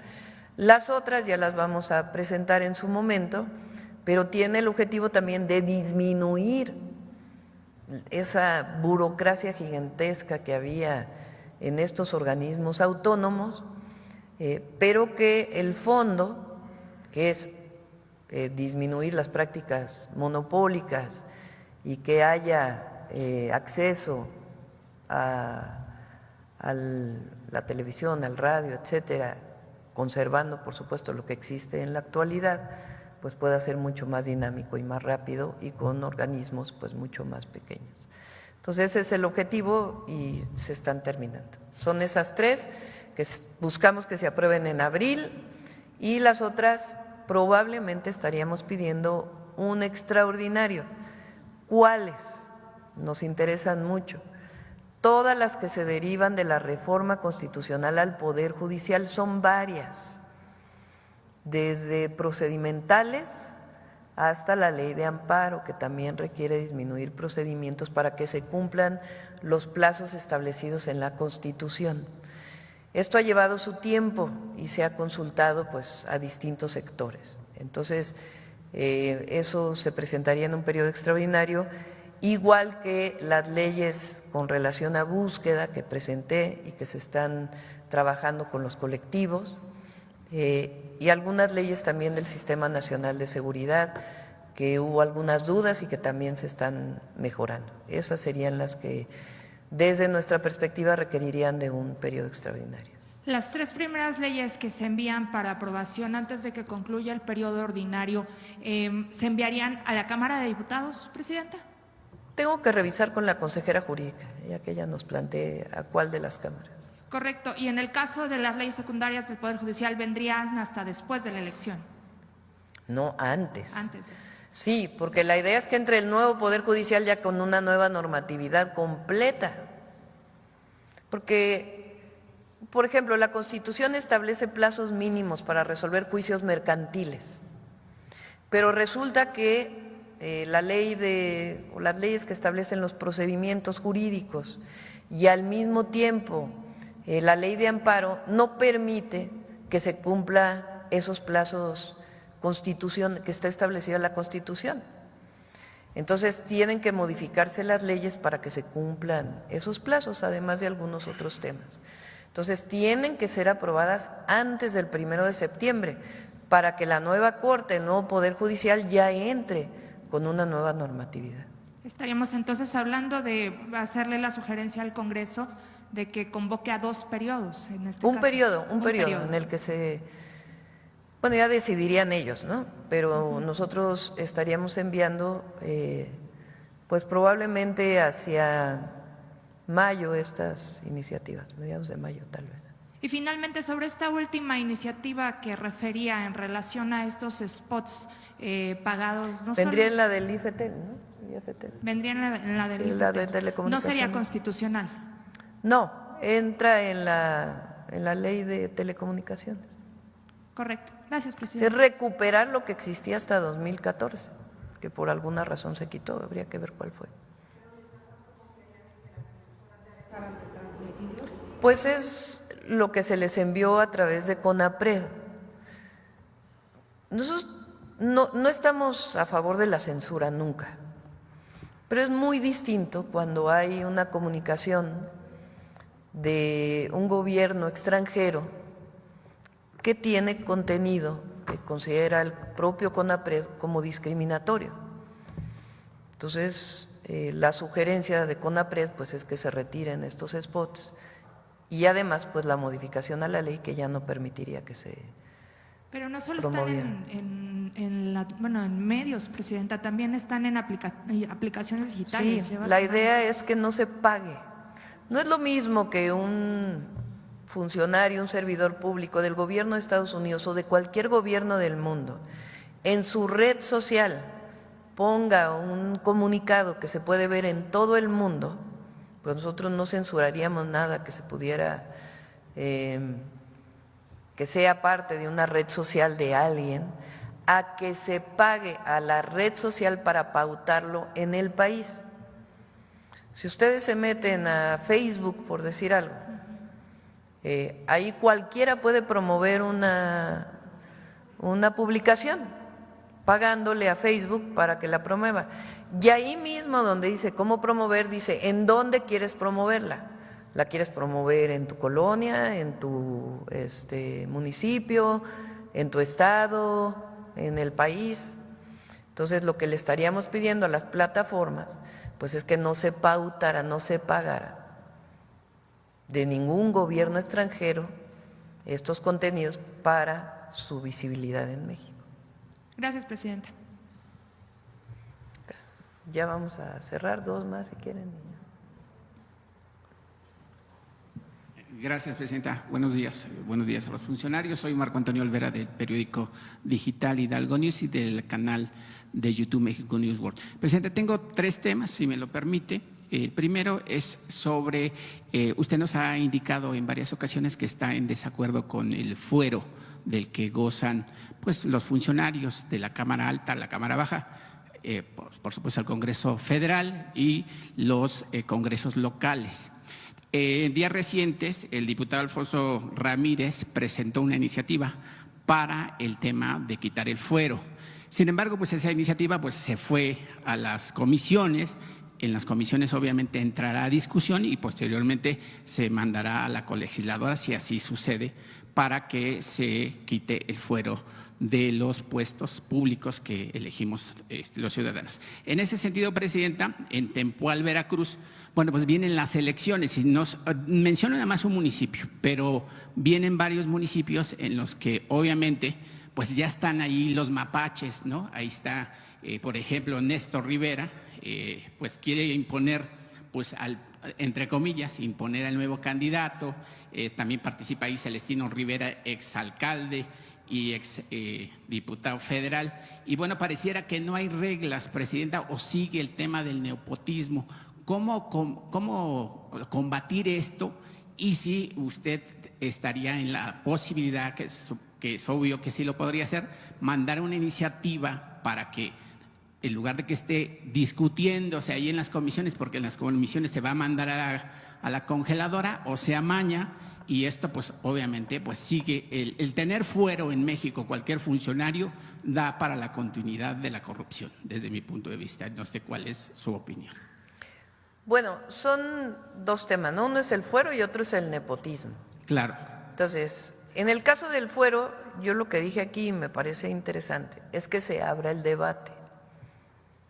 Hay diputados, senadores y personas que creen que debe existir ese fuero. Entonces yo digo, pues, con un pueblo tan consciente, participativo, pues es interesante que se abra esta discusión. ¿Qué significaría retirarle el fuero a todo servidor público? ¿Y cuáles serían en todo caso, quien crea que debe existir el fuero, los riesgos? Yo creo que debe abrirse un debate nacional. Yo no estoy a favor del fuero. De hecho, fue la iniciativa que envió al principio el presidente López Obrador, de que nadie tuviera fuero, cuando entró en el, no sé si el 2018 o principios del 19. Del 19. Entonces, yo no estoy a favor de que los funcionarios tengan fuero, pero hay quien sí. Entonces, pues que se pongan los argumentos, ¿por qué sí o por qué no? ¿Qué es el fuero para todos los que nos escuchan? Pues es esta característica en donde un diputado o un senador no puede ser juzgado como cualquier persona, tiene que ser desaforado primero por el Congreso de la Unión. Entonces, pues que se abra el debate. Todos aquellos que creen que sí debe haber fuero, pues que se abra públicamente, que se diga por qué sí. Y a partir de ahí, pues a ver si hay la modificación que se requiere. En el caso del nepotismo ya fue publicado que ningún puesto de elección popular, ningún presidente municipal, diputado, senador, concejal, regidor, síndico, ¿Qué más me falta? Regidores, síndicos. Gobernador o presidente de la República. Okay. Puede en el siguiente periodo quedar un familiar, creo que es hasta el 4º nivel. O sea, ya en el 5º ya. A ver, pregúntale a Ernestina si quedó el 4º nivel, creo que sí, 4º nivel. 4º nivel quiere decir que puede estar relacionado, el hermano no puede ser, el esposo no puede ser, el papá no puede ser. Esa es la relación directa, la que tiene la persona directa con el otro familiar, y así se va contando hasta el 4º nivel. Claro. Eso es al 2030, así quedó ya la reforma constitucional. Morena, en el caso de Morena, Morena planteó que ningún candidato en el 2027 de Morena puede ser familiar a este nivel como lo plantea la Constitución, que se vaya a elegir en un puesto de elección popular directo.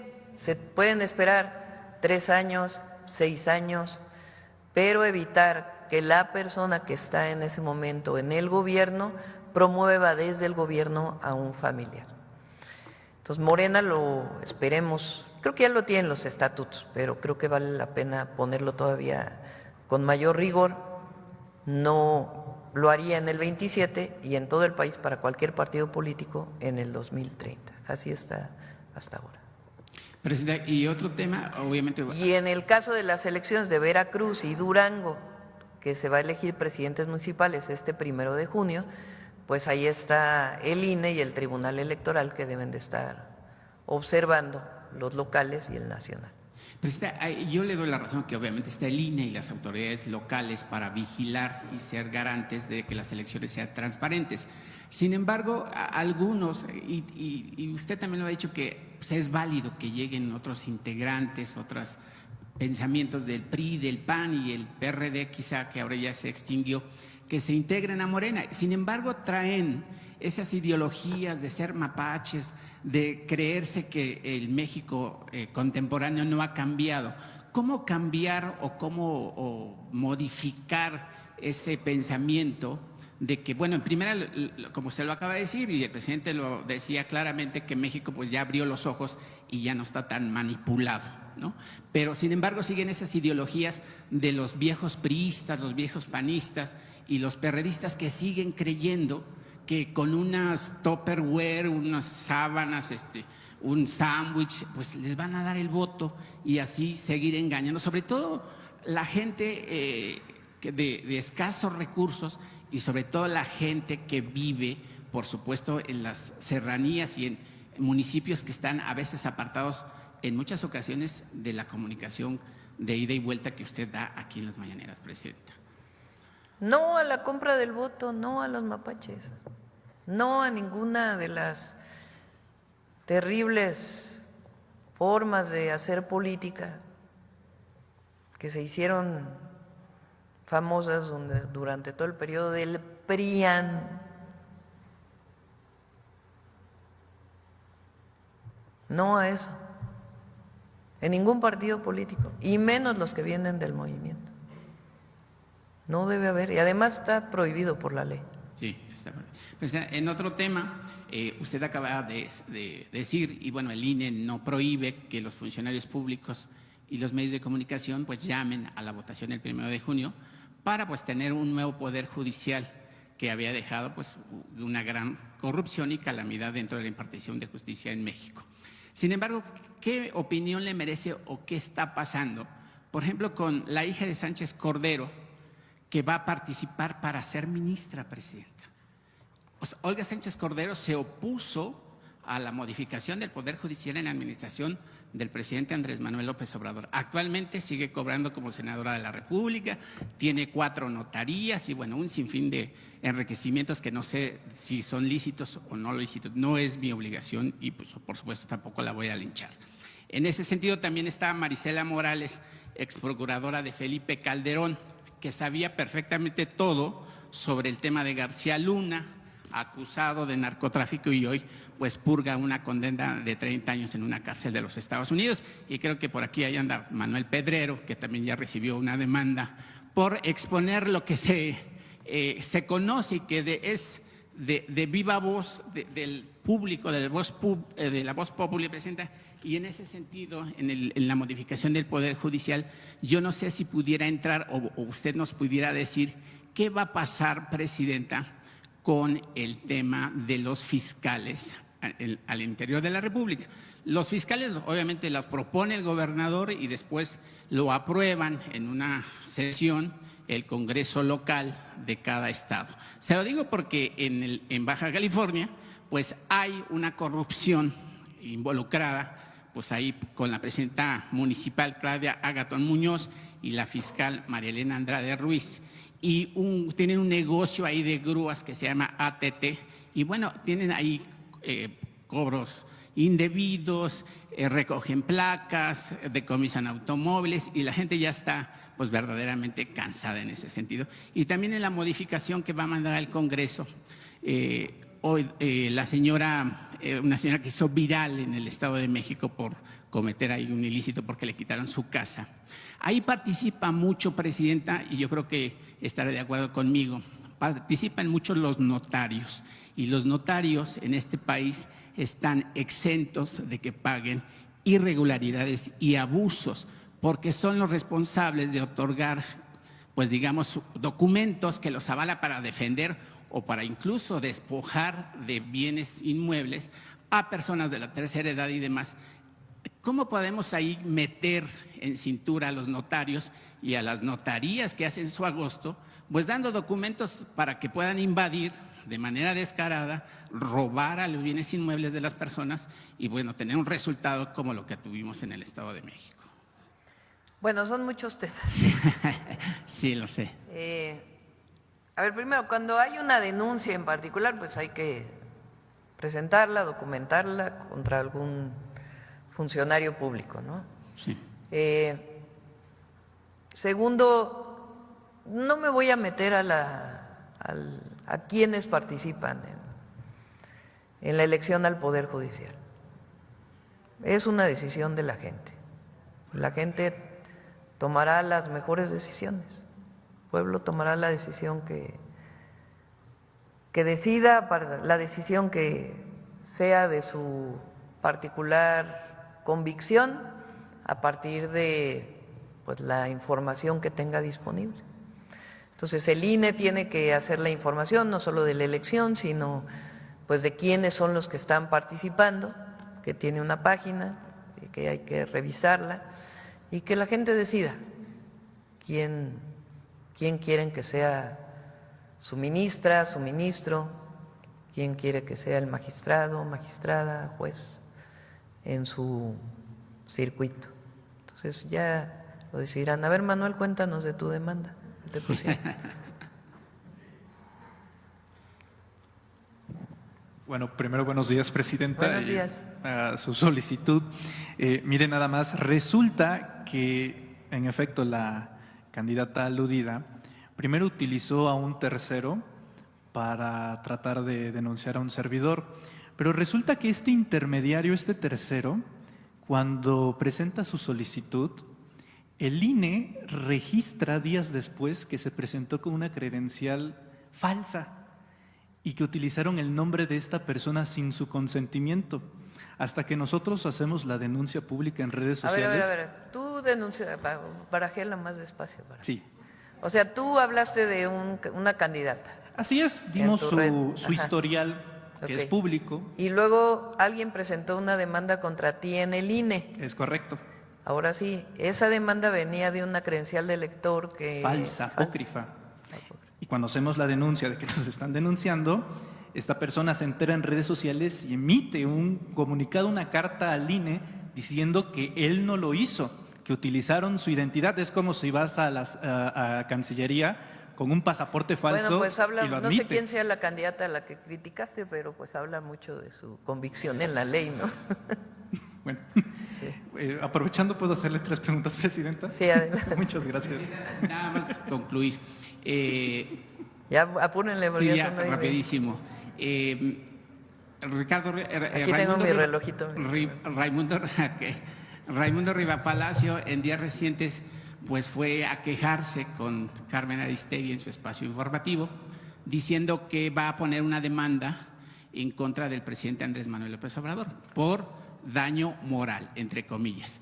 Pero Raimundo Riva Palacio no dice que recibió más de 21 millones de pesos durante la administración de Enrique Peña Nieto por callar cuando era director del Universal de todas las fechorías de, por supuesto, García Luna, que hoy pues sabemos que está allá. Presidenta, yo quiero decirle que el presidente Andrés Manuel López Obrador, creo desde mi punto de vista, durante 5 años y medio que cubrí sus actividades aquí en Palacio, no cometió ningún daño moral. Resultado de ello, pues yo hice un libro que se lo quiero dejar y que el próximo jueves lo voy a presentar en la casa donde nació el presidente, allá en Tabasco, y posteriormente el sábado en la capital de Villahermosa. Así es de que pues yo puedo constatar que no hubo ningún daño moral. Por el contrario, el presidente generó un despertar en las conciencias del mexicano que había sido rezagado, que había sido ninguneado, pero sobre todo generó una conciencia para que pudiéramos voltear hacia las clases más desprotegidas. Aquí le dejo el libro, ojalá lo pueda leer, ojalá lo pueda ver, y bueno, también está dedicado para usted. Muchas gracias. Fíjense, este espacio que inicia con el presidente López Obrador es también un derecho de réplica. ¿Cuántas veces Riva Palacio, Loret de Mola u otros han dicho mentiras de la presidenta? Siempre. Siempre. Pues lo podemos poner aquí. Bueno, por eso se llama mentira, el detector de mentiras. Pero ellos sí pueden gozar de decir en un medio de comunicación y uno no puede replicar. Aquí hay un derecho de réplica, no le vamos a estar mandando cartas a un periódico cada vez que diga una barbaridad del gobierno que no es cierta, mejor lo decimos en la mañanera. Tenemos más rating aquí que en el periódico. Entonces, es un derecho de réplica. Nunca vamos a censurar a un periodista, a un comentócrata, a un intelectual que escribe en un medio, que lo sigue escribiendo. Pero la presidenta o los servidores públicos tienen derecho de réplica. Y por eso se da aquí, y eso inició en lo que él llamaba el diálogo circular, aquí en las mañaneras. Y así se ha hecho conciencia, y la gente podrá decir, pues, ¿quién tiene la razón? ¿El que escribió o la información que se presenta aquí en este espacio? Sí, bueno, todavía... A ver, ya dale a Manuel para que okay. ya... Gracias, te damos 4 minutos ya, porque ya nos vamos. Bueno, como el tiempo apremia, buenos días otra vez. Presidenta, 3 preguntas rápidas en una sola. Primero, hace poco nos abordó un taxista y nos identificó como reporteros de esta fuente, así que le paso rápidamente esta pregunta. Me comentaba que su esposa trabajaba en Mexicana de Aviación y el entonces presidente López Obrador había planteado que la liquidación de los trabajadores de Mexicana se iba a dividir en 2 partes. La primera mitad de los trabajadores, me comentó, ya quedaron liquidados, pero se desconoce el estatus de la segunda mitad de la liquidación de las trabajadoras y trabajadores de Mexicana. Mi primera pregunta sería acerca de... Sí, se va a cumplir con todos. Traemos la información en una siguiente mañanera. ¿Alguna fecha tentativa? Lo está revisando el Instituto Nacional para devolver al pueblo lo robado, pero sí, la próxima semana lo presentamos con gusto, ya para que se pueda resolver. Muy bien.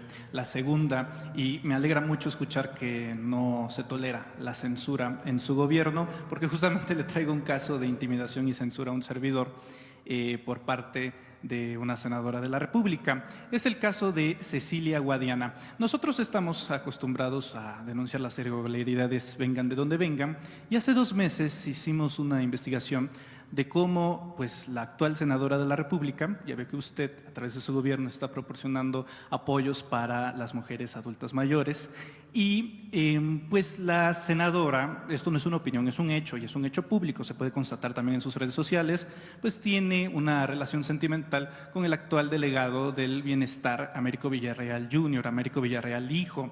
¿Qué es lo que sucede? Estos programas sociales, Presidenta, cuando llegan a Coahuila, cuando las personas y las mujeres lo reciben, son gestionados, son recibidos con personal de la senadora Cecilia Guadiana en un esquema bastante similar como en otro caso del norte, donde se muestra su cara, se muestra su nombre y le dicen, recuerde, este apoyo viene de la senadora Cecilia Guadiana, acuérdese de Cecilia Guadiana. Esto lo denunciamos hace un par de meses en nuestro noticiero y este fin de semana nos enteramos que la senadora pues procedió también contra un servidor por violencia política de género. Ella argumenta, porque mencionamos que es hija del que fue ex candidato a gobernador del estado de Coahuila, Armando Guadiana, no es una opinión, es un hecho, y que tiene una relación sentimental que obviamente se traduce en un conflicto de interés por el caso con Américo Villarreal Jr. Eso no es una opinión, es un hecho. Esto obviamente es un intento de intimidación para que no estemos diciendo este tipo de cosas, pero pues no me puedo sentir intimidado, Presidenta, cuando sé que hay un gobierno federal que procura la libertad de expresión a los periodistas y la libertad de acceso a la información a los ciudadanos. Eso como segunda pregunta, ¿qué opina de que se utilicen estos mecanismos para tratar de limitar o coartar la libertad de expresión de los periodistas independientes? Y tercero y último, voy a parafrasear la primera pregunta que le hicieron en la mañanera acerca de cómo durmió, pero esta vez no se la hago yo, se la hace su madre, la doctora Ani Pardo, que el día de hoy en Milenio se publica una me dijeron entrevista. que había una entrevista que le hicieron, ¿verdad? No sabía. Es correcto, y sí, me voy a permitir citarla porque ella menciona, y cito, me preocupa que no duerma mucho Claudia, es muy trabajadora y estoy súper orgullosa. Entonces preguntarle también cómo le cayeron estas novedades.